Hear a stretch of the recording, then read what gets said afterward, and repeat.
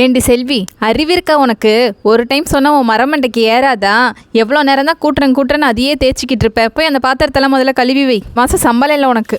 அவ்வளோதாம்மா, எல்லாத்தையும் கூட்டி முடிச்சிட்டேன். சோட்டும் மண்டியும் பேப்பரை கிழிச்சு போட்டு நிறைய குப்பை போட்டுட்டாங்கம்மா. இப்போ போய் பாத்திரம்லாம் கழுவிடுறேன். டேய் பண்டி, சோட்டு, இங்கே ஓடி வாங்க. உங்களுக்காக அம்மா என்ன கொண்டு வந்திருக்குன்னு சொல்லி பாருங்க. அம்மா உங்களுக்கு பர்த்டேக்கு கேட்ட சர்ப்ரைஸ் gift கொடுத்துருக்கேன். உனக்கு ரெட் கலர் சைக்கிள் ரொம்ப நாளாக வேணும்னு சொல்லி கேட்டிங்கல்ல, அதே ரெட் கலர் சைக்கிளை வாங்கிட்டு வந்துட்டேன். வாவ், சூப்பர்மா. நான் சொன்ன மாதிரியே கேட்ட சைக்கிளை வாங்கிட்டு வந்து கொடுத்துட்டியே. இந்த சைக்கிளை ஊர் ஃபுல்லா ஓட்டி ஒரு ரவுண்ட் அடிக்க போறேன். எல்லாரும் என் சைக்கிளை பார்த்து சூப்பர்னு சொல்ல போறாங்க. அம்மா, நான் இப்பயே எடுத்து ஓட்டுறேன்.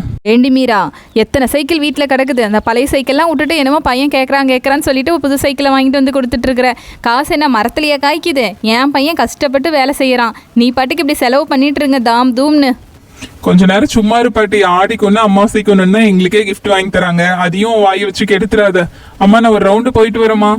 ஓகேடி தங்கம், பார்த்து பத்திரமா போயிட்டு வா. பழைய இரும்பு பொருளுக்கு பேரிச்சப்பழம், பழைய இரும்பு பொருளுக்கு பேரிச்சப்பழமா? பழைய இரும்பு பொருள் ஏதாவது வச்சுக்கிறீங்களா? வச்சிருந்தா இங்கே தூக்கி போடுங்கம்மா. பேரிச்சப்பழம் நிறைய தரேன். அரேபியா பேரிச்சப்பழம். பாட்டிமா, பேரிச்சப்பழம் வேணுமா? ஏதாவது இரும்பு பொருள் பழசு கிடக்குதா?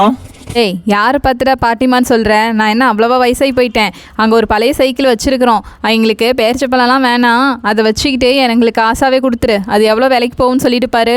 டேய் சோட்டு, போய் அந்த சைக்கிளை எடுத்துகிட்டு வந்து கொடுறான். பாட்டி, இந்த சைக்கிள் நல்லதா இருக்கு பாட்டி. இதை நான் வச்சு ஓட்டிக்கிறேன் பாட்டி.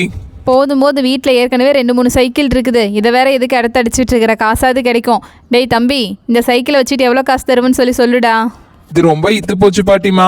அதனால இது ரொம்ப விலைக்கெல்லாம் போகாது. வேணா ஒரு 100 ரூபாய் தேரும். இந்தாங்க, 100 ரூபாய் வச்சுக்கிங்க. அம்மா, இந்த சைக்கிளை என்னோட பொண்ணுக்கு கொடுக்குறியாம்மா?